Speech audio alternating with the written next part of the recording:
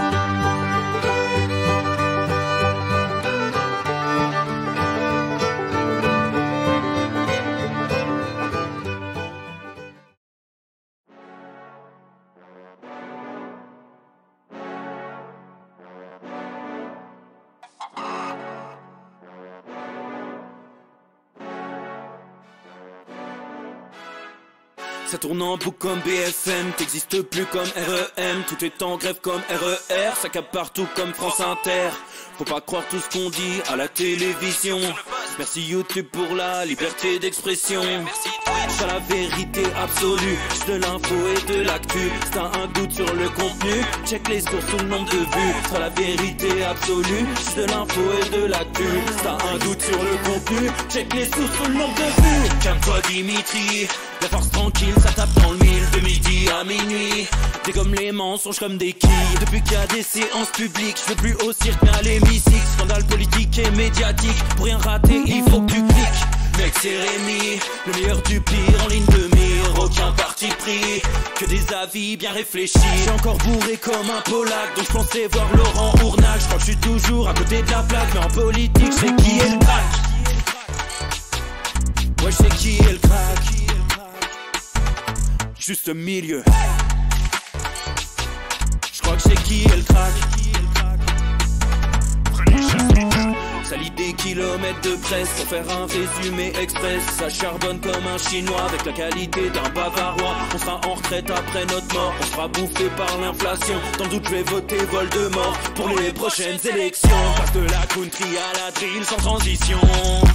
C'est pas une bonne idée de me confier cette mission. Si t'aimes pas, dégoûte pas les autres. C'est pas moi qui le dis, moi je suis le roi des pauvres. Pour réfléchir, j'ai qu'un euro, non, moins je tomberai pas dans la fraude. Je prononcerai Lichesmittel comme Angela Merkel. Désolé, je fais ce que je peux, je trouve ma répartie chez Lidl. Des enquêtes exceptionnelles, pas de langue de bois et de l'humour. La revue c'est juste mensuel, les vidéos c'est juste tous les jours. Ouais, c'est juste tous les jours. Juste milieu. Regarde ça tous les jours. Juste milieu. Désolé pour mon manque de répartie. Je sais même pas ce que je débite. C'est dur la géopolitique. Ou un peu comme ma... République. Ma République, non? C'est dur la République quand même, non? Ouais? Non? Ah non, c'est mou, non? Ouais, les mecs se font chier, on dirait un peu. Ouais, c'est un peu mou. Enfin, ça dépend dans quel pays. Ouais. J'y connais pas grand chose, moi. Et c'est quoi une démocratie déjà?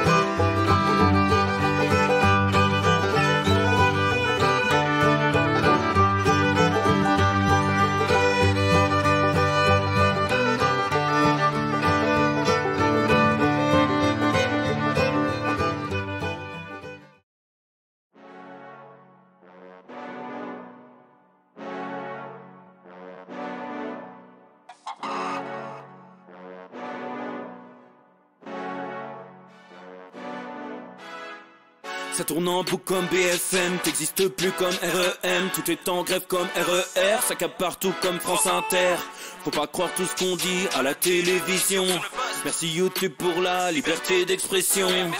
C'est la vérité absolue, c'est de l'info et de l'actu. Si t'as un doute sur le contenu, check les sources ou le nombre de vues. C'est la vérité absolue, c'est de l'info et de l'actu. Si t'as un doute sur le contenu, check les sources ou le nombre de vues. Calme-toi Dimitri, la force tranquille, ça tape dans le mille. De midi à minuit, dégomme les mensonges comme des quilles.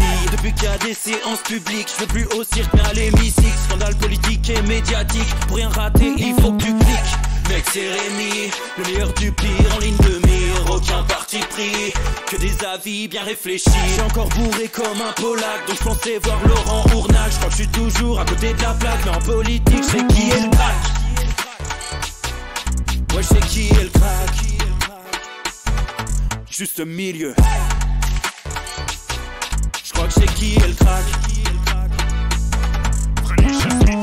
Ça lit des kilomètres de presse pour faire un résumé express. Ça charbonne comme un chinois avec la qualité d'un bavarois. On sera en retraite après notre mort, on sera bouffé par l'inflation. Dans le doute je vais voter. Messieurs, dames, bonjour à tous, ça y est, il est l'heure, nouvelle semaine les copains, j'espère que vous allez bien. Quelle journée aujourd'hui, je peux vous dire, tout s'accélère en ce moment, c'est complètement dingue. Début de semaine, complètement zinzin. Voilà. On va pas se mentir, on est plein gaz, c'est une semaine charnière. À lui, ce genre de semaine qui m'excite autant qu'elles me font peur. Et vous allez bientôt comprendre pourquoi. Je ne peux pas vous en dire plus pour l'instant, mais c'est une semaine qui va marquer l'histoire de Juste Milieu. Voilà, rien que ça. Rien que ça, les amis, je vous donne rendez-vous d'ici la fin de la semaine. À partir de jeudi, c'est le début des réjouissances. Je vous en dis pas plus, mais c'est complètement dingue. Alors forcément, beaucoup de choses à faire. Je suis pas sur les rotules parce qu'il y a du gaz et j'ai la banane, mais fatigant quand même, mais ça va envoyer du bois. Ça va envoyer du bois et on va se régaler. C'est le plus important. J'ai hâte, les amis, de vous expliquer tout ça. Alors, avant tout, j'espère que le week-end a été bon, les amis. J'espère que vous avez passé un bon week-end, les copains, que tout s'est bien passé. On a gagné au rugby.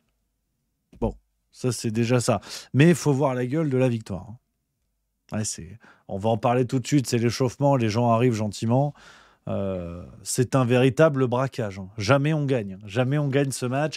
On gagne sur une erreur arbitrale, non pas sur la décision, mais là, je parle à ceux qui en ont quelque chose à foutre. On est d'accord que l'arbitre Nick Perry a fait une grosse erreur en disant à la vidéo je pense qu'il n'y a pas essai. Est-ce que vous pouvez checker ça? Parce que on revient à la décision terrain, comme il n'y a pas d'angle vidéo qui permettent de montrer précisément qu'il y a essai ou pas. On revient à la décision terrain et donc il a fait une erreur. Il aurait dû dire je ne sais pas ce qu'il y a. Vous pouvez checker ça. Et s'il avait dit ça, il y aurait eu essai pour l'Écosse, évidemment. Évidemment qu'il y a essai pour l'Écosse 1000 fois. Dans l'autre sens, on aurait été zinzin. Alors, je suis d'accord avec 974 Papa Hang qui dit pour une fois que c'est à notre avantage. Je suis d'accord, mais il n'empêche que ça reste des décisions arbitrales sur un match où normalement tu ne dois pas le jouer à ça. Normalement, l'Écosse n'a pas été bonne. Ça, c'est le premier enseignement. On a été mauvais, mais l'Écosse n'a pas été bonne. Et c'est ça le plus inquiétant. C'est qu'on n'a pas été capable de prendre une Écosse où t'enlèves Finn Russell, il ne se passe pas grand-chose en fait. Leur première ligne tient plutôt la route, à deux doigts de nous enfoncer en mêlée. Mais bon, ça fait mal. La charnière fait mal. Il régale à Bordeaux-Bègles. Mais Lucu Jalibert, c'est la cata. Un coup c'est l'un, un coup c'est l'autre. Là, Jalibert, il était au champignon complet. Au champignon complet. Tu vois des mecs comme Danty et Baye qui sont absolument pas aussi tranchants qu'avant. Il y a un vrai souci. Normalement, tu prends branlé. C'est un miracle qu'à la mi-temps, on soit au contact. Donc, voilà, je suis content, on a gagné. Mais attention, parce que là, tu vas aller choper l'Italie. Méfiance quand même. Alors, ils se sont fait rouler dessus par l'Irlande. Mais pour moi, l'Italie a mieux défendu que la France contre l'Irlande. Sincèrement, il n'y avait pas photo. Ils ont été vaillants, les Italiens. Ils ont été vaillants. Ils prennent branler, mais ils ont été vaillants. Mais par contre, ceci dit, on va pas faire, c'est pas Stade 2, on va pas faire une spéciale rugby, mais j'aimerais quand même qu'à un moment donné, on reconnaisse mes talents de prophète. Rien que ça.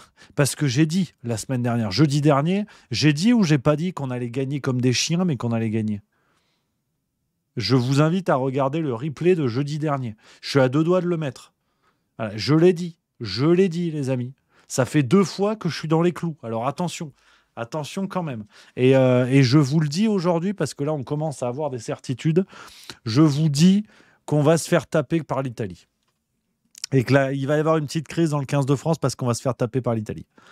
Je vous le dis tout de suite. Je le sens pas du tout. En plus, je crois que si je dis pas de conneries, ce sera à Rome. Parce que c'est juste après la pause. Là, il y a 2 semaines de pause. Et on va jouer à Rome. Non, c'est France-Italie. Ben non, je suis con, on était à Édimbourg. Donc, on reçoit l'Italie. Moi, je vous dis qu'on va se faire taper. On va se faire taper par l'Italie. On en reparlera de toute façon vendredi prochain. Non, pas celui-là, celui d'après. Mais ça reste l'Italie. C'est toujours des matchs compliqués. Les France-Italie, on galère toujours. Et l'Italie est vaillante. En défense, ils ont été bonnards. Et donc, je me méfie énormément. Et parce que c'est le meilleur moment pour qu'ils nous prennent. Ils nous ont toujours pris dans ces moments-là. C'est-à-dire, c'est pas quand on était au fond du trou, où on avait besoin d'une victoire contre eux pour se rassurer. C'est quand on était friable, tu vois. Quand on était friable, qu'il y avait moyen de nous taper mentalement. Et là, on est en plein dedans. Je pense que Galtier va faire la cagole et va maintenir l'équipe type, alors que moi, pour moi, faudrait changer. Faudrait mettre les jeunes là qui ont tout approuvé, parce que s'il faut reconstruire, c'est avec eux. Donc tu me fous du Boudehand titulaire, tu me fous du Le Garec titulaire, tu me fous ces gars-là, là, De Porter, allez, titulaire. Tulagi, tu le laisses en remplaçant. Parce que Tulagi, il est encore peut-être un peu frais pour commencer d'entrée de jeu. Mais non, non, attention, attention les yeux. Voilà, le pronostic, vous l'avez. On en reparlera de toute façon la semaine prochaine. Aujourd'hui, le programme, les copains, il est musclé. Il est musclé, c'est lundi. Déjà c'est lundi, c'est ravioli. Parce que c'est n'importe quoi. Voilà, je ne sais pas comment on dit n'importe quoi en italien, mais c'est n'importe quoi. Parce que c'est le début de la semaine. Il s'est passé beaucoup de choses. Je vais vous parler de Zelensky. Si ça vous dit, alors, j'ai eu cette idée-là. Qui a eu cette idée folle un jour d'inventer le formol. L'interview de Poutine. Parce que je me dis, beaucoup de gens en parlent, oui, c'est bien, c'est pas bien, Poutine, pas Poutine. Mais qui l'a vraiment regardé? Donc si ça vous intéresse, je voulais vous proposer, les amis, que cette semaine, on réacte l'interview de Tucker Carlson, enfin l'interview de Poutine par Tucker Carlson, qu'on se le réacte en 3 morceaux. Je pense qu'on fera des blocs de 40 minutes environ. Donc si ça vous dit, vous me dites oui ou non dans le chat en majuscule. On peut faire un premier morceau aujourd'hui, un autre mardi, et je pense un autre mercredi, parce que jeudi, vendredi, on aura autre chose à foutre. Vous comprendrez pourquoi. Mais si ça vous intéresse, vous me le dites. Parce que je me dis, tout le monde en parle, mais personne ne l'a regardé sérieusement. Donc autant se l'écouter, autant le réagir. Et je vous dis ça, moi le premier d'ailleurs. Moi le premier, donc je me suis dit, autant le regarder avec les copains. Ça peut être sympatoche. Donc apparemment, c'est un plébiscite. Apparemment, on est d'accord. Il n'y a que des oui. J'ai jamais entendu autant de oui dans ma vie. Mais c'est pas faute de ferrailler, je vous le dis. Non, ça a l'air pas mal. Ça a l'air pas mal. Donc on va partir là-dessus, les amis. Mais avant ça, je vais vous parler un petit peu de Volodymyr Zelensky. Je voulais vous en parler, comme ça on est dans le thème. Aujourd'hui, on part Russie-Ukraine. Un truc qui m'a... Ah, ça m'a énervé. Ça m'a escagacé, je crois même. Ouais, n'ayons pas peur des mots. N'ayons pas peur des mots. Je crois qu'on peut le dire. Donc on va parler de tout ça, les copains. Et j'ai une banane en ce moment, je vous mens pas. Je suis... Ah, putain... Ah, je sais pas si certains me voient venir par rapport à ce qui arrive à la fin de la semaine, mais ouais, là, j'ai peur, on va pas se mentir, mais je suis content. Je suis content. Je sais pas si tout le monde d'ailleurs se doute du bordel, mais la France a peur, mais la France fonctionne. La France fonctionne, on va rire. On va rire, je vous le dis tout de suite. Donc, alors BPM Go qui dit la douche froide, tu vois, même pas. Je sais pas, faites vos pronostics. Il y a une annonce qui tombe jeudi et vendredi. Les gens inscrits à la newsletter Juste Milieu, ce sera jeudi. Jeudi soir. Ouais. Peut-être vous aussi. Peut-être vous. C'est pas impossible. C'est pas impossible. Il y a Safba75 qui dit on parle de toi dans les autres médias. Alors, comment ça? Attends, est-ce que c'est une réponse à ce qui se passe ou est-ce que c'est qu'est-ce qui se passe? Dis-nous tout. Merci à Dim Coupe qui vient de subprime 6e mois. Je remercie tout le monde. Kif Oé qui vient de subprime 3e mois également. Merci. Merci à tous les subs, les amis, ça fait plaisir. Vous êtes sympas comme tout. Voilà, il y a des gens qui ont peut-être le bon prono, d'autres qui n'ont pas le bon prono, je ne sais pas.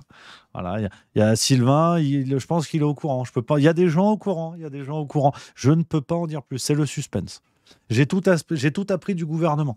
Gabriel Attal sera-t-il un Premier ministre indépendant? Bon, finalement, il a mis une photo de chien. Ce qui, à mon avis, en dit long. Ce qui en présage long sur le reste du mandat. Mais bon, on n'est pas à l'abri. D'ailleurs, j'ai fait une petite blague sur Twitter parce que j'aime la blague. J'aime l'humour. Regardez, parce que tout le monde parle du chien de Gabriel Attal. Alors qu'on s'en branle, hein, je vais vous le dire tout de suite. Mais bon, apparemment, il faut parler de ça. Regarde. J'ai fait une petite blague de la photo qu'il a mise lui-même sur Instagram. J'ai écrit sur la photo un individu obéissant, fidèle à son maître. L'autre, c'est un chien. Ah, faut pas me laisser, moi, sur les réseaux sociaux. Je fais des blagues. Je fais de l'humour, quoi. Je fais de l'humour. Mais ouais. Donc voilà un petit peu petite blague. Alors je prends dans le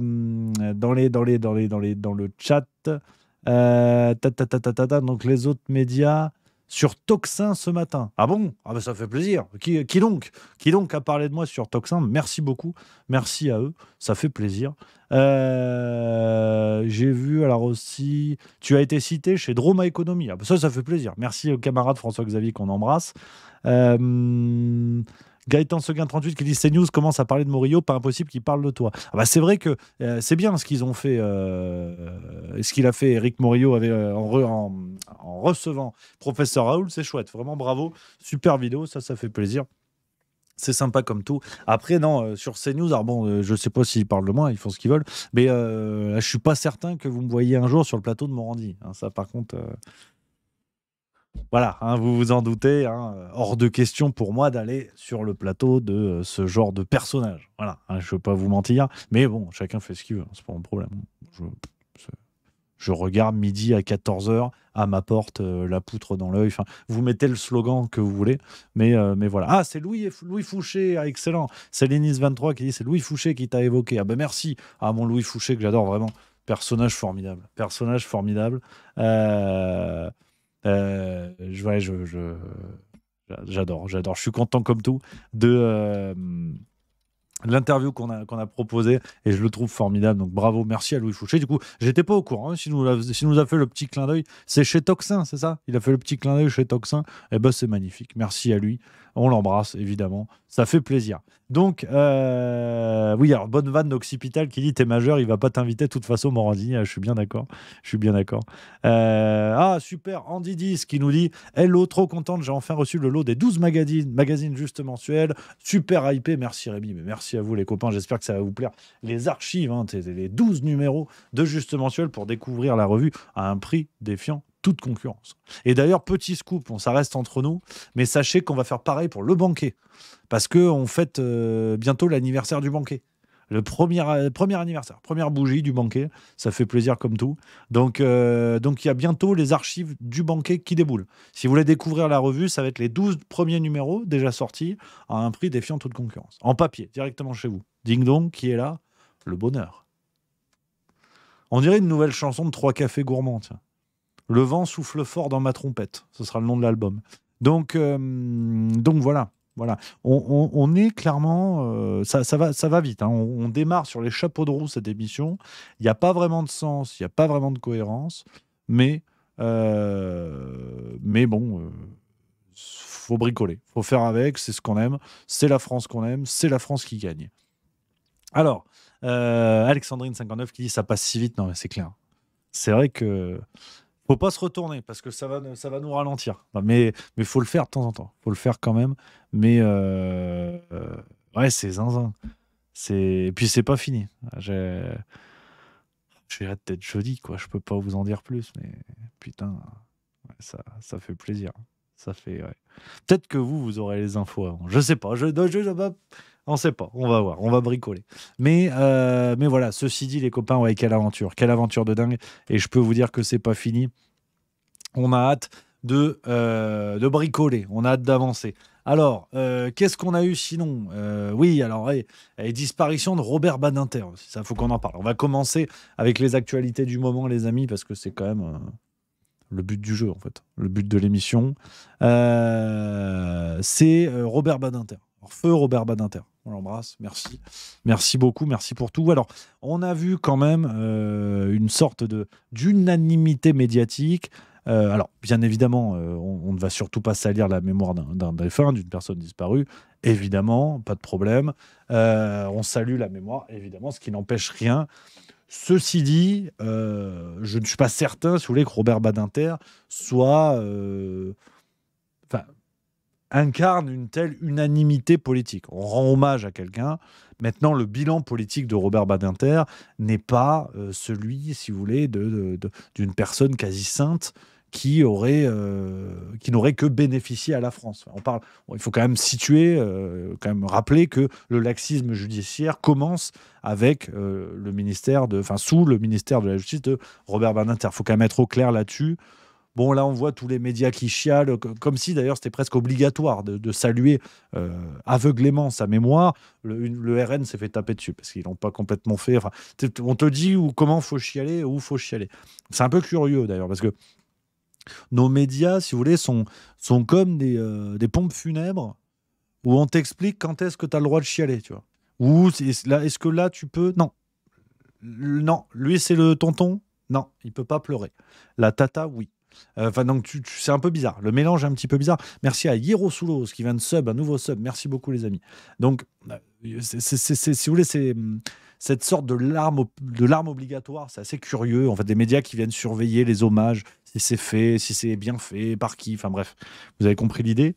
Mais il faut quand même aussi rappeler, et c'est une réflexion que j'ai vu tomber, d'ailleurs, c'est chez les amis du Cercle Aristote, que je salue, que j'embrasse, évidemment, la troupe menée par Pierre-Yves Rougeron, qu'on salue, qu'on embrasse évidemment, et qui a fait cette réflexion sur Twitter, qui expliquait quand même que, je crois que c'est eux d'ailleurs, je leur attribue ça, mais j'ai une mémoire assez moyenne, donc je ne veux pas dire de conneries, mais bon, dans tous les cas, c'est à leur honneur. Qui saluait quand même le fait que oui, Robert Badinter, certes, est celui qui a symboliquement fait disparaître la peine de mort en France. Ceci dit, on peut le voir aussi sous un autre angle, un peu grégaire, mais qu'il est intéressant de considérer. Je ne vous dis pas que c'est celui-là, mais c'est intéressant de le considérer. C'est finalement qui a le plus intérêt à ce que la peine de mort ait disparu. C'est une question un petit peu con, parce que les bons sentiments nous commandent de dire la peine de mort c'est mal, point. Et j'en conviens, c'est plutôt d'ailleurs l'idée que je respecte, qui est mienne, mais à la limite, on s'en fout. Mais juste pour nourrir la réflexion, de rappeler quand même que si la peine de mort est une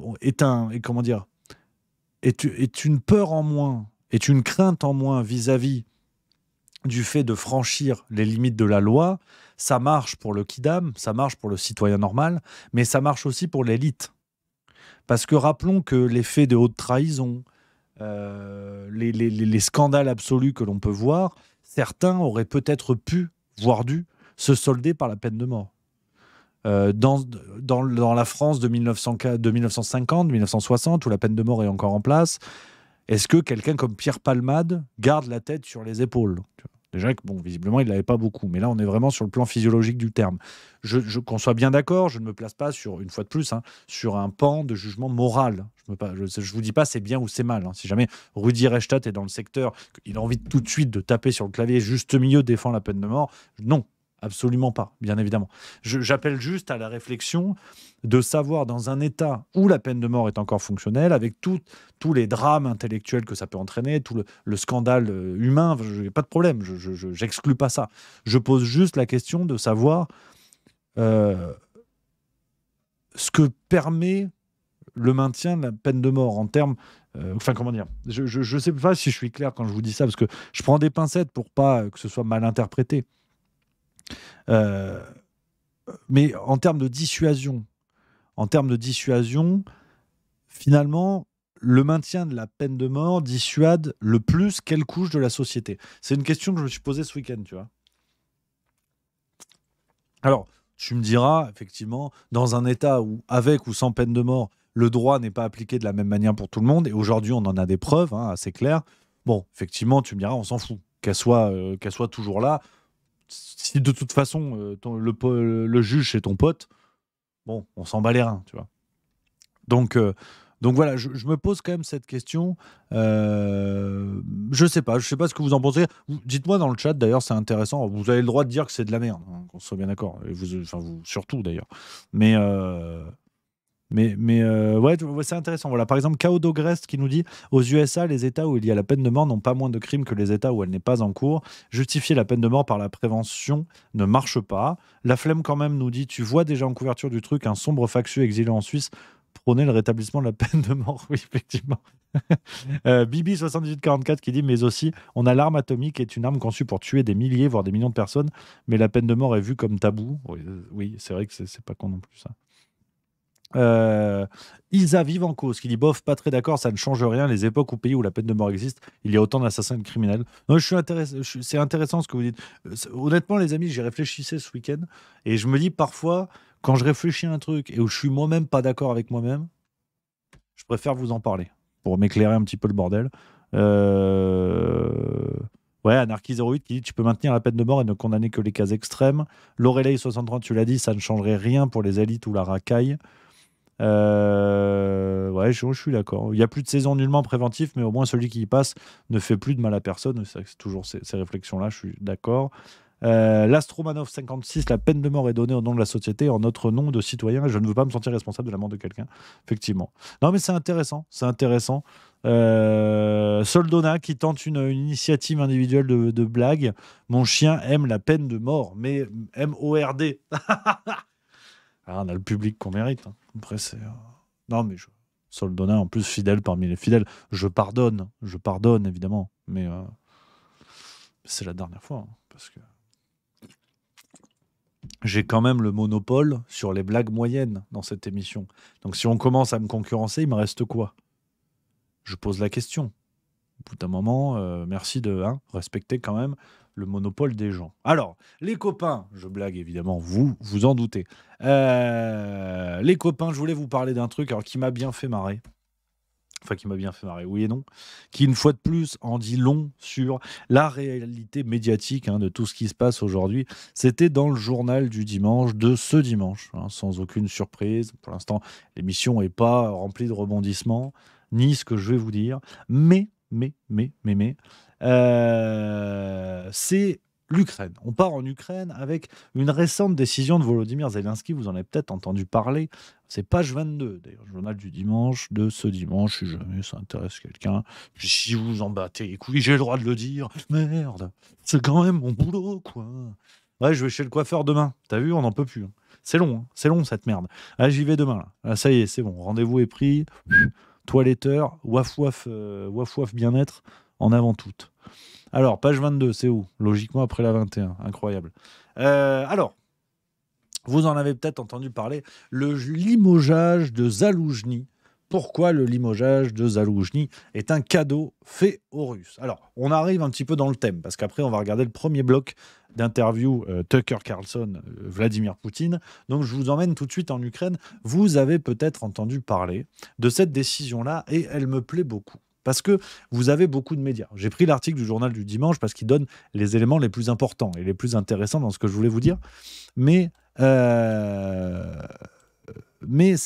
a nos médias français, pour la plupart, qui chialent. Depuis ce week-end, ils ne sont pas contents. Ils disent oui, pourquoi il a viré Zaloujny? Il était très bien. Alors, Zaloujny, le bonhomme, pour vous dire, il est chef d'état-major. Enfin, il était chef d'état-major en Ukraine.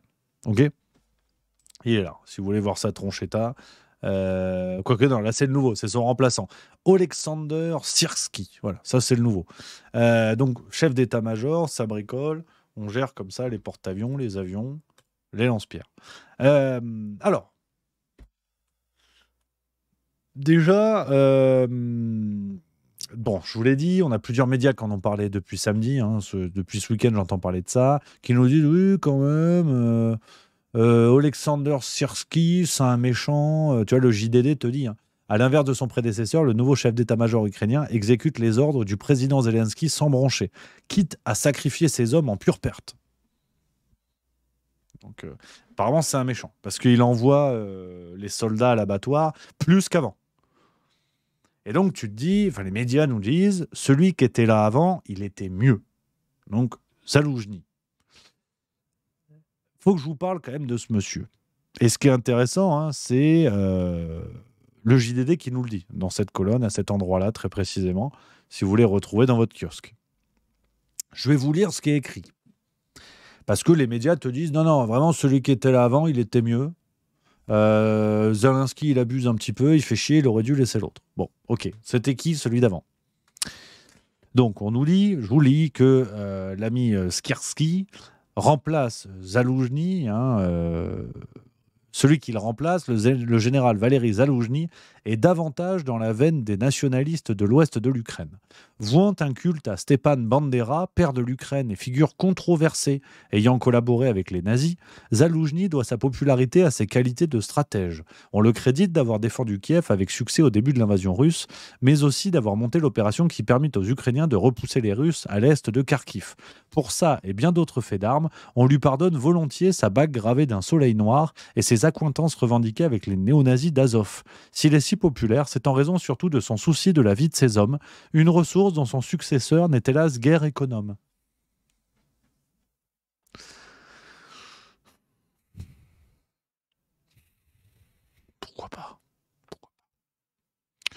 pourquoi pas. On l'a déjà dit, hein, je le sais, on l'a déjà dit, on radote, mais bon, hein, c'est pas moi, je vous lis les journaux. Et si les journaux disent des conneries tous les jours, j'y suis pour rien. Alors, on connaissait le bataillon d'Azov avec les néo-nazis controversés. Là, on le savait. Mais là, ça fait un petit peu beaucoup quand même. Parce que Stéphane Bandera, le JDD qui t'explique que figure controversée ayant collaboré avec les nazis, on n'est pas dans le concours mortuaire, si vous voulez. Mais Pétain, à côté de Bandera, c'est un stagiaire de 3e. On ne fait pas un concours du plus salaud, si vous voulez. Mais il faut quand même mettre en contexte. C'est-à-dire qu'en France, vous ne pouvez pas saluer une seconde le bilan militaire de Pétain pendant 14-18 sans que tous les médias vous tombent dessus en disant « Ah, le pro-vichiste, il est nazi, il est machin ». Et Bandera, on vous explique qu'il est controversé et qu'il a collaboré. Apparemment, tu vois, c'est même, si tu tires un peu la ligne, c'est pas de la collaboration. Il aurait donné un sandwich, plus ou moins. C'est-à-dire, il faut quand même, hein, pour être au clair avec ce qui était Stéphane Bandera, donc on l'a déjà dit, mais on le redit, c'est important.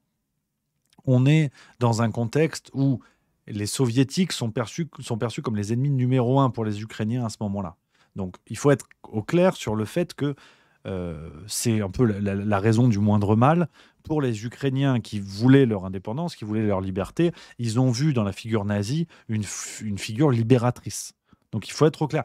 Là encore, c'est pas moral, c'est pas bien mal, c'est le contexte historique. Donc c'est aussi pour ça, et c'est surtout pour ça d'ailleurs, qu'encore aujourd'hui, il y a une certaine tendresse historique des Ukrainiens vis-à-vis du nazisme. Donc il faut le comprendre. On ne peut pas être là et être des journalistes du Figaro ou de Libération à venir chialer dès qu'on entend un nazisme, c'est pas bien.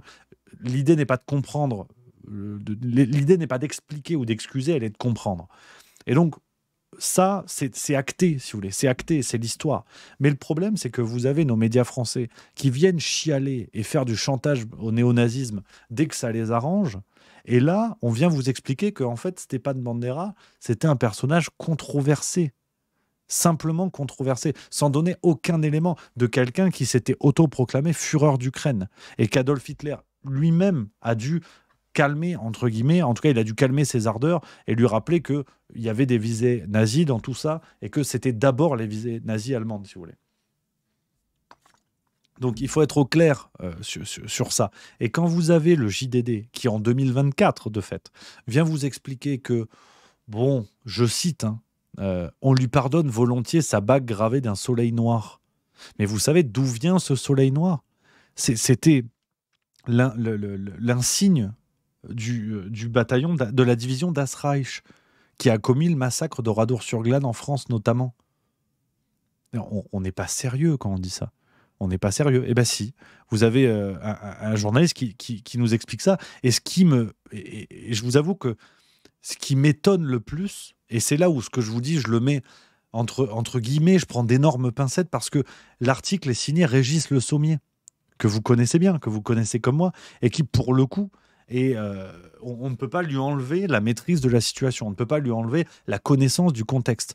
Et donc, j'étais sur le cul en lisant ça. Je voulais absolument vous le lire, hein, parce que je trouve qu'il y a une facilité dans le propos, alors que Régis Le Sommier, on connaît son boulot, on connaît la qualité de son boulot, et je trouve que ça va tellement vite dans l'article avec un jeu de nuances qui me semble extrêmement excessif, mais voilà, je voulais vous montrer ça, je trouve ça tout à fait curieux. Alors, au plaisir, un jour, j'espère, de recevoir Régis Le Sommier, mais ça m'a vraiment interpellé, sincèrement, les copains, cette histoire-là. Donc, à voir, à réfléchir, mais je voulais vous parler de ça parce que honnêtement, je trouve ça terrible. Enfin, Régis Le Sommier ou pas Régis Le Sommier, je trouve ça sidérant qu'on en arrive à ce genre d'éléments de langage aujourd'hui, alors que nos médias viennent chialer pour des choses, mais 100 fois pires, dans ce même ordre d'idées. Enfin bref, je voulais vous parler de ça. Et les copains, on va attaquer tout de suite dans le cœur du sujet de ce que je voulais vous proposer aujourd'hui, c'est le react à l'interview de Vladimir Poutine par Tucker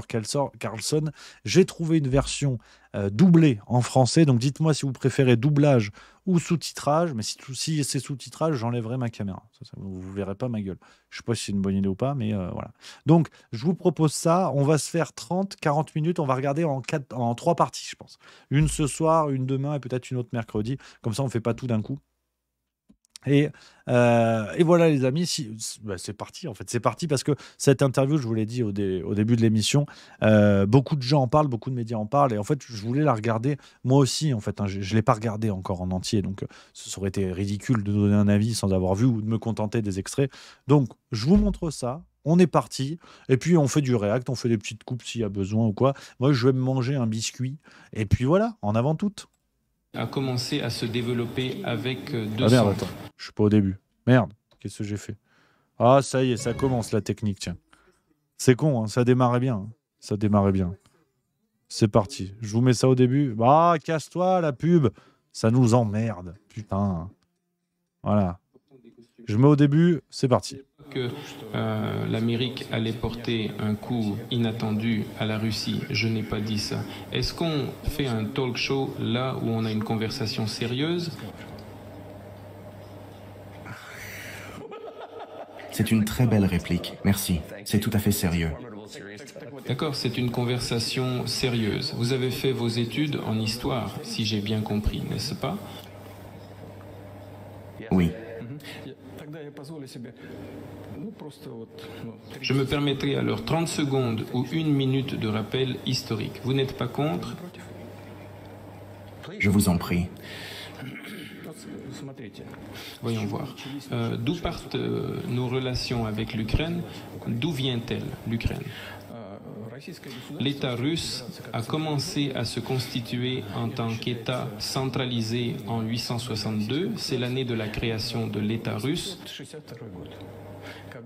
Lorsque les habitants de la ville de Novgorod, située dans le nord-ouest du pays, ont invité le prince Rurik des Varegues de Scandinavie à régner. En 1862, la Russie a célébré le millénaire de la création de l'État russe et à Novgorod se trouve un monument consacré au millénaire du pays.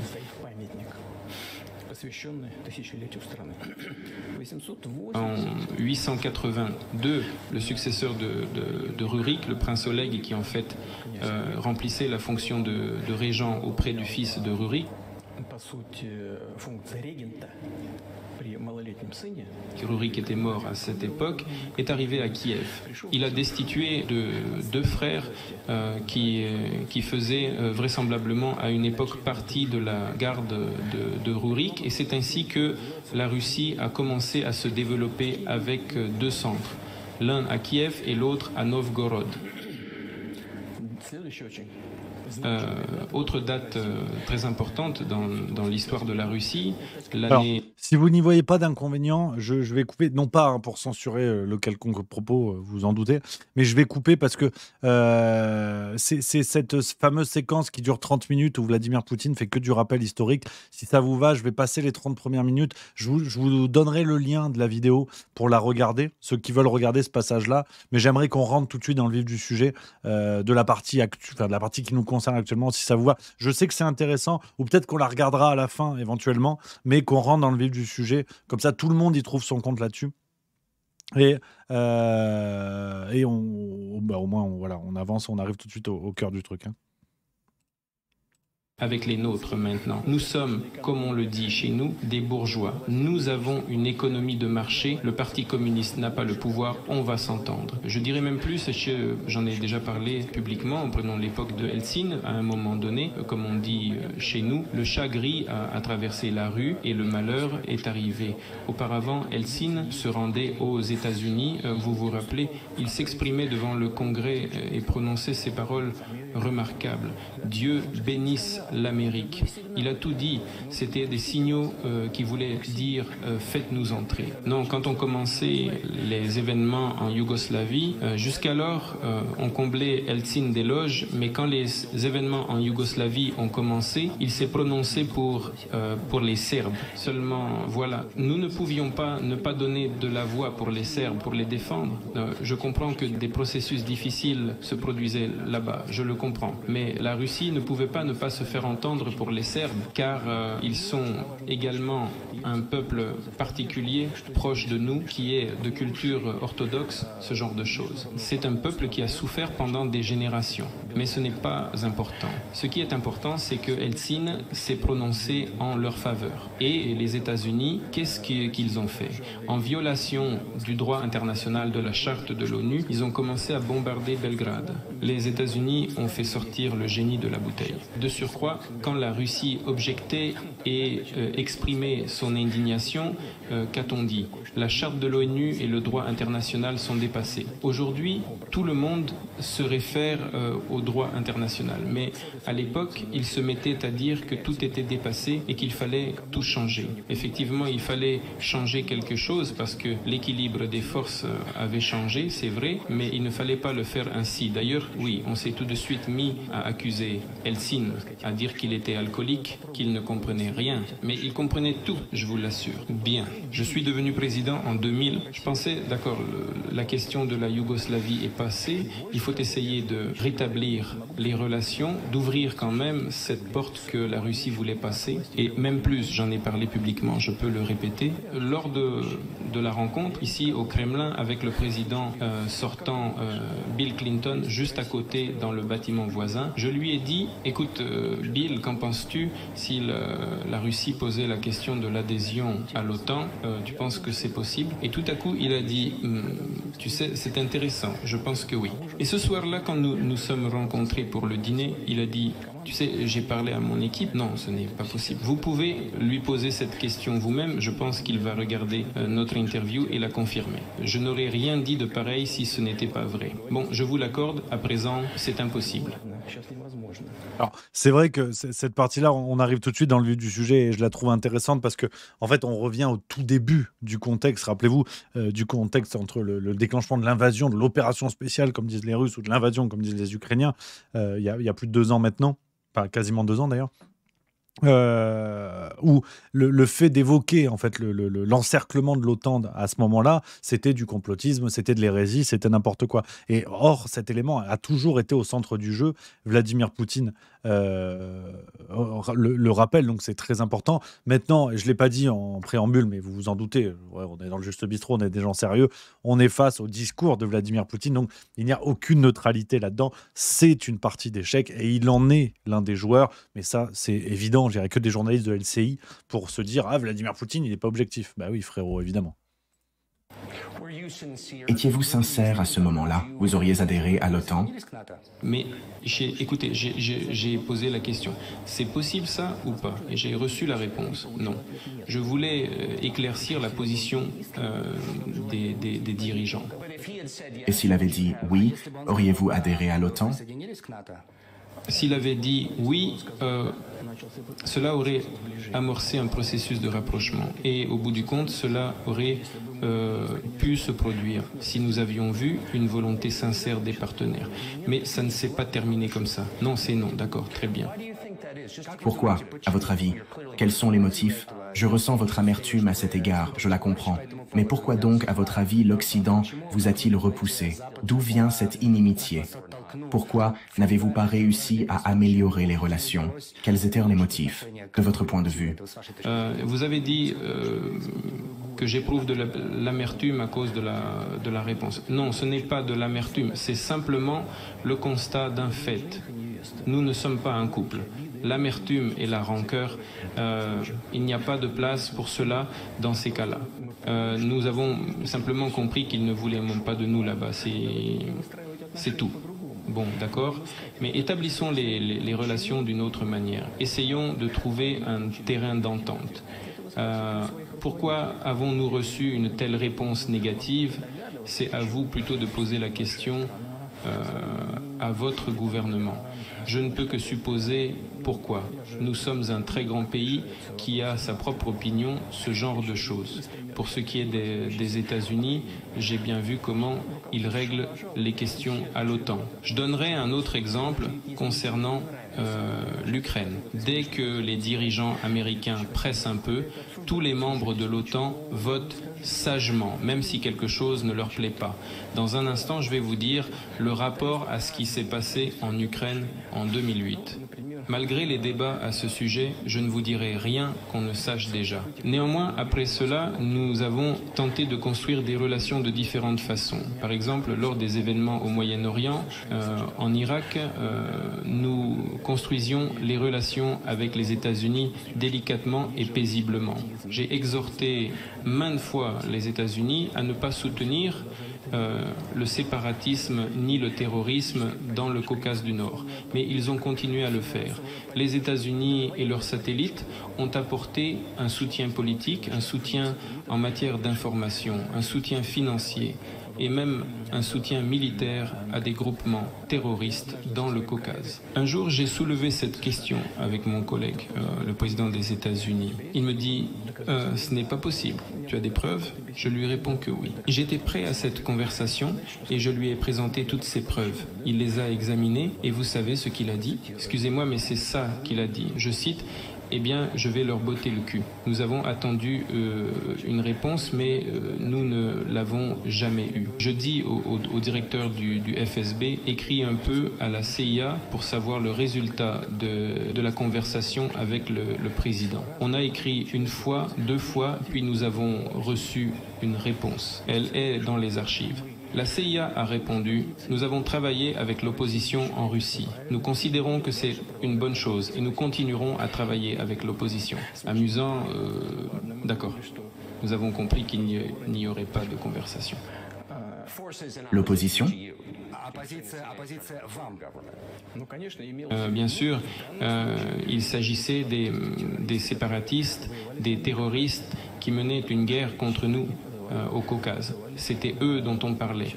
Ils l'appelaient opposition. C'est le deuxième point. Le troisième point, très important, c'est la création du système de défense antimissile américain au début. Nous avons longuement travaillé à convaincre les États-Unis de ne pas le faire. Bien plus, quand le père de George W. Bush m'a invité à lui rendre visite, nous avons eu une conversation sérieuse avec le président Bush et son équipe. J'ai proposé que les États-Unis, la Russie et l'Europe créent ensemble le système de défense antimissile qui, s'il devait être élaboré unilatéralement, menacerait pour ce qui nous concerne notre sécurité malgré les affirmations des États-Unis, qu'il était créé contre les menaces de missiles iraniens. C'est également la justification du système de défense antimissile. J'ai suggéré qu'on travaille à 3. Russie, Europe, États-Unis. Ils m'ont répondu qu'ils étaient intéressés. Ils m'ont alors demandé si je parlais sérieusement et j'ai répondu oui, absolument.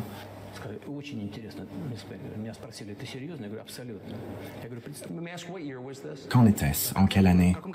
Je ne me souviens pas. C'est facile à retrouver sur Internet. C'était lorsque j'étais aux États-Unis à l'invitation de Bush père. C'est encore plus facile de l'apprendre maintenant. Je vais vous dire de qui. C'est très intéressant, m'a-t-on dit. Je leur réponds. Imaginez que nous nous attaquions ensemble à un tel défi stratégique mondial en matière de sécurité. Le monde changerait. Sans doute aurons-nous des différends, sans doute y en aura-t-il sur le plan économique et même politique, mais nous changerons radicalement la situation dans le monde. Il me répond oui. On m'a demandé si j'étais sérieux. J'ai répondu bien sûr. Il faut y réfléchir, me dit-on. J'ai répondu je vous en prie. Puis le secrétaire à la défense Robert Gates, ancien directeur de la CIA, et la secrétaire d'État Condoleezza Rice sont venus ici dans ce bureau où nous parlons avec vous en ce moment. Juste ici à ce bureau, vous voyez ce bureau, ils se sont installés de ce côté-là. Notre ministre des Affaires étrangères, celui de la Défense et moi-même, nous nous trouvions de l'autre côté. Ils m'ont dit y avoir réfléchi et être d'accord. J'ai répondu,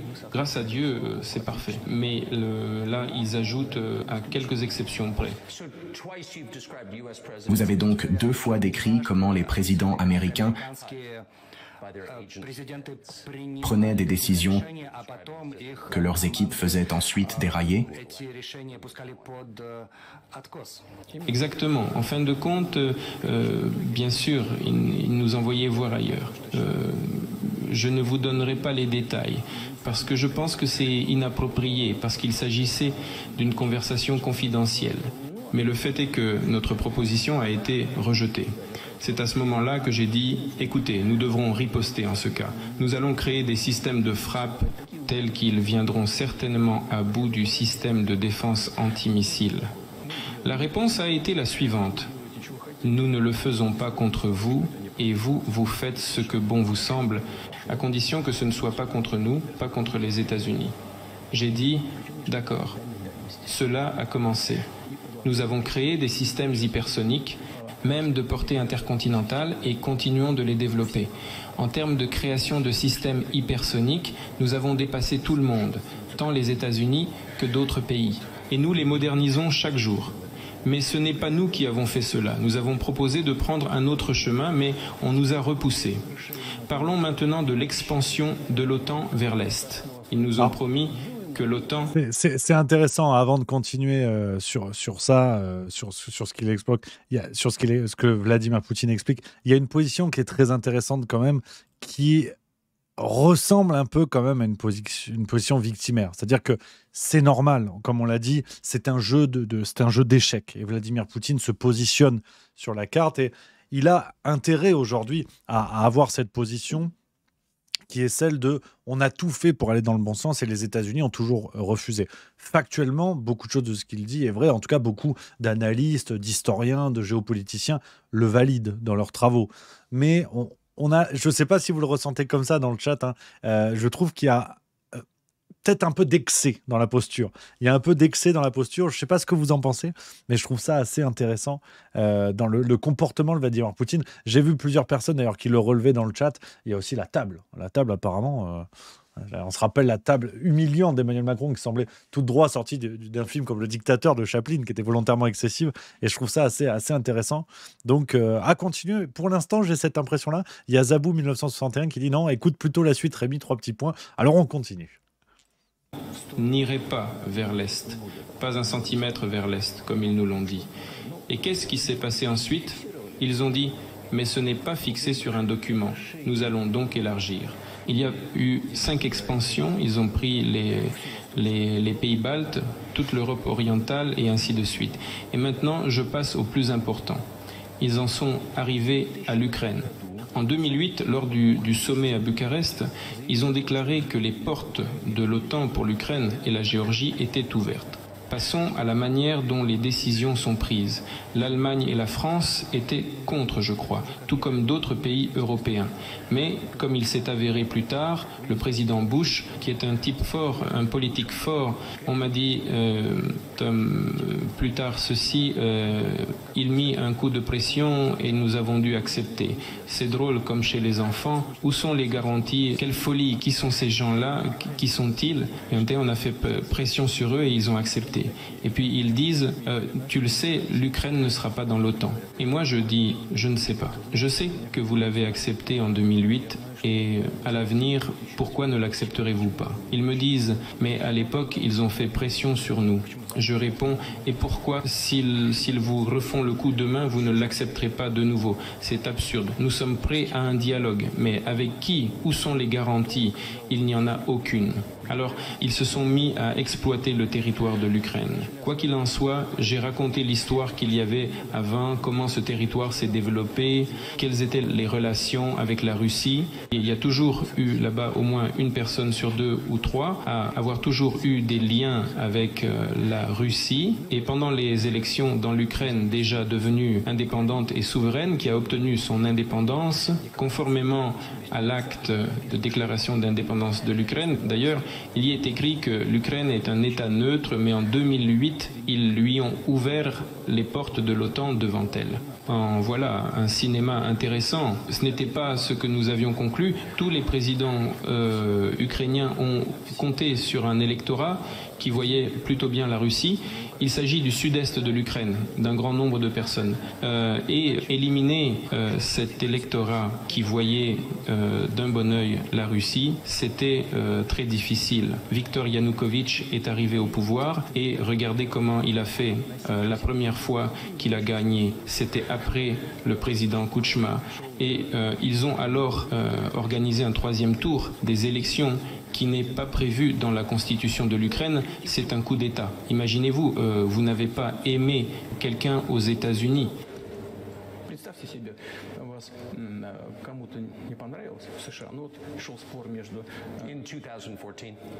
En 2014, Non, plus tôt. Non, cela s'est passé plus tôt. Après le président Kuchma, ce fut Viktor Yanukovych, qui a remporté les élections présidentielles. Pourtant, ses adversaires ne l'ont pas reconnu, cette victoire. Les États-Unis ont soutenu l'opposition et ont organisé un troisième tour. Qu'est-ce que c'est que ça? C'est un coup d'État. Les États-Unis l'ont soutenu et il est arrivé au pouvoir à l'issue du troisième tour. Imaginez qu'aux États-Unis, quelqu'un n'aime pas quelque chose et organise un troisième tour, ce qui n'est pas prévu par la Constitution américaine. C'est pourtant ce qu'ils ont fait là-bas en Ukraine. Bon, après, on a vu Viktor Yushchenko, considéré comme un homme politique pro-occidental, arriver au pouvoir. D'accord, nous avons également établi des relations avec lui. Il s'est rendu à Moscou pour des visites. Nous sommes allés à Kiev et j'y suis allé. Nous nous sommes rencontrés dans une atmosphère informelle. L'Occident est l'Occident. Laissons-le l'être. Laissons-les faire, mais les gens travaillent. La situation doit évoluer à l'intérieur du pays, en Ukraine indépendante. Après qu'il a dirigé le pays, la situation s'est détériorée et Viktor Yanukovych est arrivé quand même au pouvoir. Il n'était pas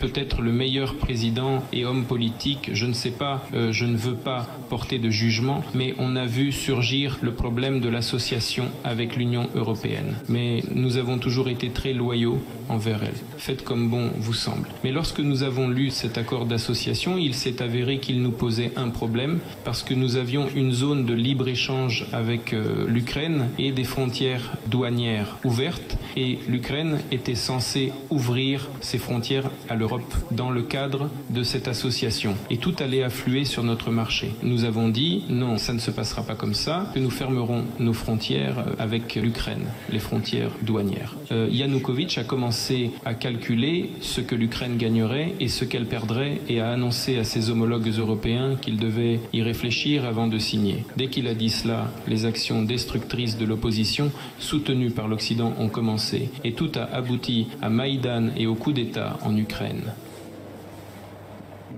Alors, là, effectivement, hein, sur ce point-là, autre petite interruption dans votre programme, on a un point sur lequel il est difficile de donner tort à Vladimir Poutine, sur l'ingérence américaine, en fait, tout bonnement. L'ingérence américaine qui, en Ukraine, est acceptée même par des gens qui ne sont pas franchement du côté de Vladimir Poutine. Il n'y a pas besoin d'être pro-Poutine, si vous voulez, pour considérer ça. Nos librairies regorgent d'ouvrages qui expliquent ça. Regardez, par exemple, celui-là, c'est un bouquin avec lequel je travaille beaucoup pour la boîte noire ou des articles de Juste Mensuel et tout ça. Le livre noir de la CIA, vous avez des centaines de pages là-dedans, de faits d'armes de la CIA, comment ils ont tenté de déstabiliser des syndicats, des élections, des gouvernements. Prenez simplement l'évolution de l'Amérique du Sud entre 1950 et 1990. Du Chili à l'Argentine, en parlant par d'autres pays. C'est une absurdité sans nom et d'une mauvaise foi crasse que de dire que tout cela n'existe pas. C'est pas sérieux, en fait. C'est pas sérieux. Et pour le coup, Vladimir Poutine pointe du doigt cela. On pourrait aussi, et ça c'est important, également parler des cas d'ingérence russe qu'on a pu voir à travers les dernières décennies et même récemment, par exemple, du côté de l'Afrique, on a aussi ce poids-là, mais qui est de la géopolitique, en fait. Ce que je vous dis par là, c'est que finalement, l'ingérence fait partie du jeu, d'une certaine manière, avec toutes les horreurs que cela entraîne, tous les milliers de morts que cela entraîne, mais les grandes nations ont toujours pratiqué l'ingérence, en tout cas dans la géopolitique moderne. Il est rare de trouver des pays, des grandes puissances qui ne visent pas cet axe-là de l'ingérence, si vous voulez. C'est absurde de le nier.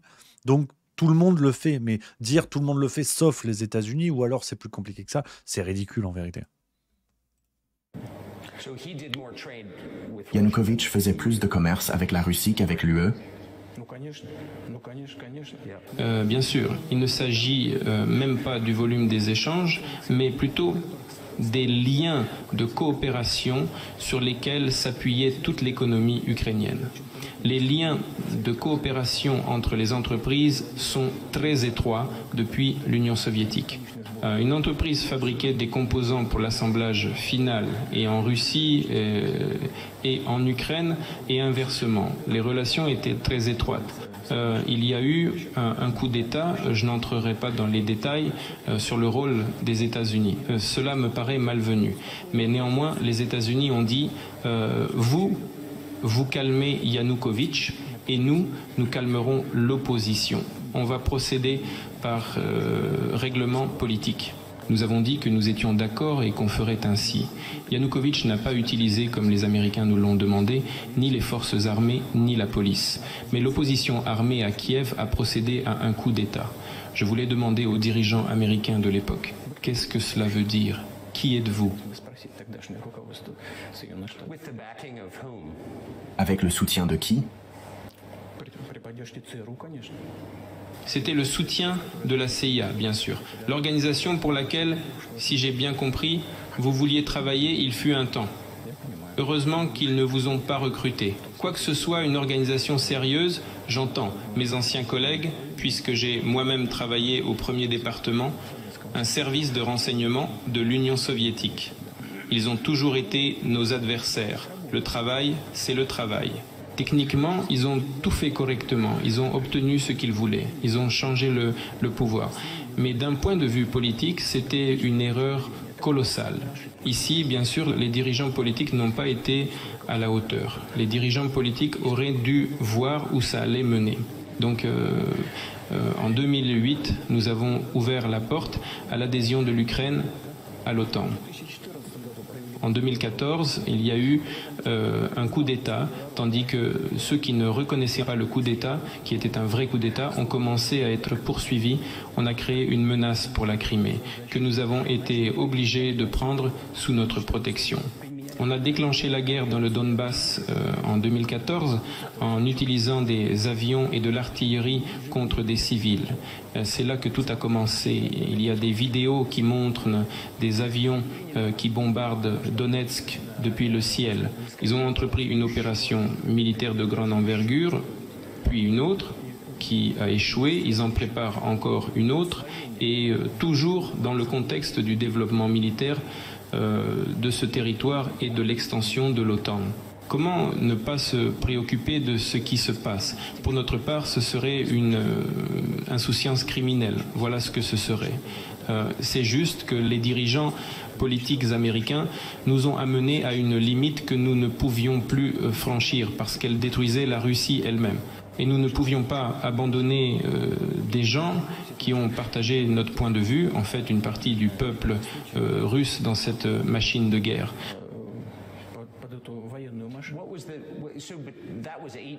C'était donc 8 ans avant le début du conflit. Qu'est-ce qui a provoqué ce conflit lorsque vous avez décidé que vous deviez finalement prendre cette mesure? Ce qui a provoqué cela au départ, c'est le coup d'État en Ukraine. D'ailleurs, des représentants allemands, français et polonais sont venus et se sont portés garants de l'accord signé entre le gouvernement Yanukovych et l'opposition. Ils ont apposé la signature en tant que garant. Malgré cela, l'opposition a fait un coup d'État et tous ces pays ont fait semblant de ne pas se souvenir qu'ils étaient garants d'un règlement pacifique. Ils l'ont immédiatement jeté au feu, personne ne s'en souvient.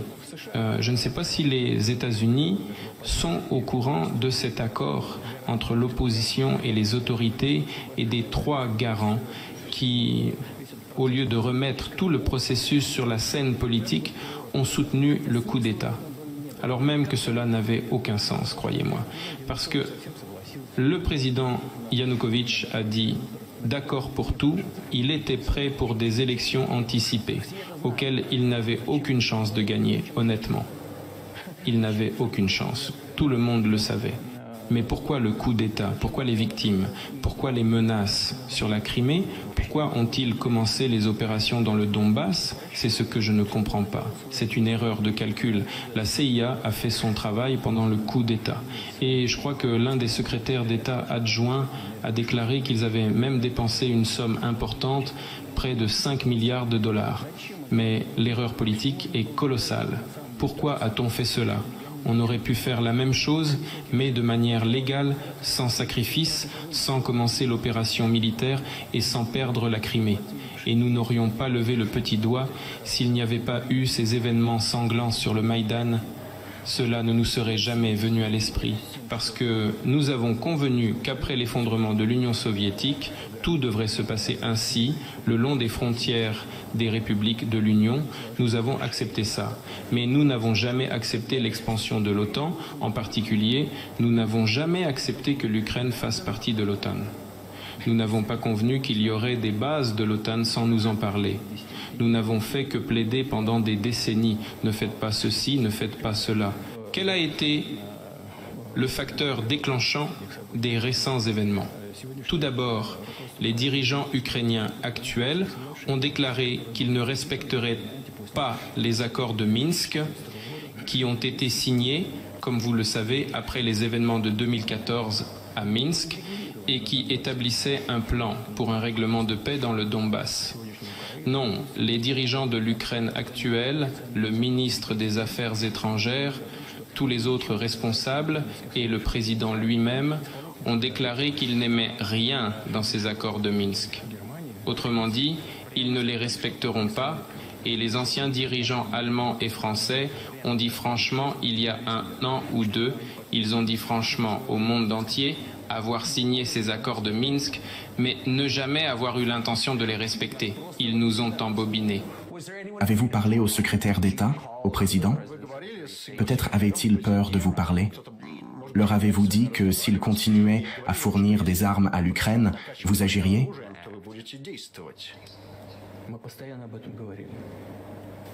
Nous en avons parlé tout le temps.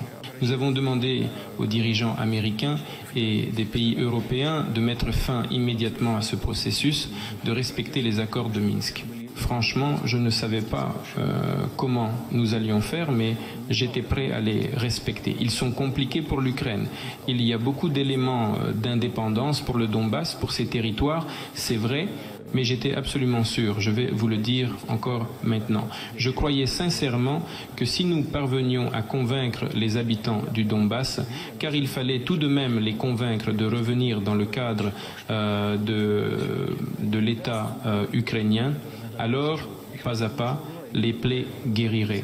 Progressivement, quand cette partie du territoire reviendrait à la vie économique, à un environnement social partagé, quand les pensions seraient versées, les prestations sociales, tout alors se développerait progressivement, pas à pas. Non, personne ne voulait cela. Tout le monde voulait résoudre le problème uniquement par la force militaire. Mais nous ne pouvions pas le permettre. Et tout cela a conduit à cette situation où ils ont déclaré en Ukraine, non, nous n'allons rien honorer. Et en plus, nous avons commencé les préparatifs pour des actions militaires. Ils ont déclenché la guerre en 2014. Notre objectif est de la terminer. Nous ne l'avons pas déclenchée en 2022. C'était une tentative d'y mettre un terme. Alors ça, et on finira le premier bloc sur ça. Là encore, on revient à ce qui était dit dès le départ. Beaucoup d'historiens, d'analystes, de géopoliticiens rappelaient cela, que la guerre a commencé en 2014 et que ce qui se passe aujourd'hui est la continuité du conflit. Et c'est très important, si vous voulez, de rappeler ça. Alors, c'est vrai qu'il y a Donna Sissi qui le dit dans le chat, et c'est une question que l'on peut se poser. C'est de se dire, est-ce que Vladimir Poutine a vraiment cru en la parole du clan de l'OTAN, on va dire, du bloc de l'OTAN? C'est autant, effectivement, enfin oui, c'est un vrai jeu de mots, qu'il se cache derrière ça, derrière le fait qu'au départ, lui était partant pour une solution qui n'était pas celle qui a finalement été envisagée par le bloc de l'OTAN. Mais autant il est curieux de penser qu'il ait été peut-être naïf, ou en tout cas, là, dans cette interview, il joue la carte d'une fausse naïveté en se disant, ils n'ont pas tenu leur promesse, donc forcément, ça s'est fini comme ça. je trouve que c'est intéressant. J'ai du mal à penser que Vladimir Poutine se soit fait baiser, hein, on va le dire très clairement, dans la mesure où, et les accords de Minsk hein, qu'il évoque, très vite on pouvait comprendre qu'il y avait la volonté de gagner du temps pour offrir ce temps-là à l'Ukraine, offrir le temps du réarmement, de ce genre de choses. Je ne sais pas, je trouve que c'est très intéressant, c'est vraiment très intéressant. Ce qui se passe là. Donc, les amis, je note, on est à 51 minutes 57. On continuera demain, si ça vous va. On a fait environ le premier bloc. On continuera tout à fait gentiment, avec plaisir. Regarde, je note 51, 57. Voilà. Demain, on fera pareil, 30-40 minutes environ, et il nous restera un bloc. Je prends vos messages dans le chat, les amis. Il y a Babcom5, mon Babcom5 qui dit, Grémy, je pense Poutine se prépare depuis son discours de Munich de 2007. Je suis plutôt d'accord avec ça. Effectivement, c'est un peu ce que j'avais en tête par rapport à ça. Safba75 qui dit, il est possible que Vladimir Poutine ait voulu voir les limites de la bonne foi otanienne. Pourquoi pas? C'est possible aussi. Ce qui, par ricochet, lui donnait d'ailleurs une raison, en tout cas une justification à une opération spéciale qu'il aurait, oui, anticipé lui aussi de son côté. Je ne sais pas, ça entraîne beaucoup de réflexions et c'est quand même très intéressant ce qu'on a pu voir dans cette vidéo, les copains. Voilà, donc c'est bien, on l'a fait, on a réussi. Il y a Seb76600 qui dit, tu voulais qu'il fasse quoi, Rémi, avec 3 points d'interrogation. Donc apparemment c'est sérieux. Apparemment, il faut vraiment que j'explique. Je pose la question, je l'ai dit, que tout le monde garde son sang-froid. Je n'ai pas dit que j'allais régler l'affaire. Sinon, si je règle ce conflit, tu te doutes bien que je ne suis plus là. Je ne suis pas dans ma chaise à jouer avec mes testicules. Il faut quand même être d'accord. Jo le Clodo qui nous dit « Ça lui permet d'appuyer sur le caractère mythomane de l'Occident, effectivement. » News 2000 qui dit « Sans doute n'avait-il pas les moyens d'intervenir avant ?» C'est possible aussi. Vraiment, je posais la question, hein, sans prétention, bien sûr, je vous apportais la réponse. Mais pour creuser ce débat-là, et il y a effectivement beaucoup de choses intéressantes à se dire. Voilà les copains, ce qu'on pouvait bricoler pour aujourd'hui. Je crois qu'on est pas mal. Les amis. Demain, je peux d'ores et déjà vous dire, c'est 16h45, évidemment, dans cette semaine complètement folle, les amis, vous le savez maintenant. Rendez-vous jeudi, vendredi pour quelque chose de zinzin. Que toute l'équipe va vous annoncer. Là, ça y est, on passe la vitesse supérieure. Direction l'espace, vous verrez. En tout cas, en attendant demain, c'est 16h45, les copains. Je vais chez le coiffeur le midi. Donc demain, on part sur une nouvelle coiffure. Vous n'en avez rien à cirer, mais eux, oui, parce que c'est leur métier. Donc, à un moment donné, il va bricoler de la cire. 16h45, le Juste Bistrot demain. Ce sera la farce tranquille mercredi. Fin de semaine, c'est la surprise. Et prochain, ça discute avec lundi prochain. On espace un petit peu. Lundi prochain, je vous donnerai le nom de l'invité dans quelques jours. Suspense, les amis. Voilà les copains. Je crois qu'on est bon pour aujourd'hui. On va se retrouver demain, je vous l'ai dit, le rendez-vous est pris. Voilà les amis, je vous embrasse. Merci d'avoir été là, toujours plus nombreux. Et 16h45 demain, on continuera l'interview. On parlera de plein d'autres choses. Je voulais vous parler de Joe Biden, pour changer. On en parlera. Je vous embrasse. Passez une excellente soirée, les amis. Vive la rigolade. Vive la France, plus que jamais. Allez, à bientôt.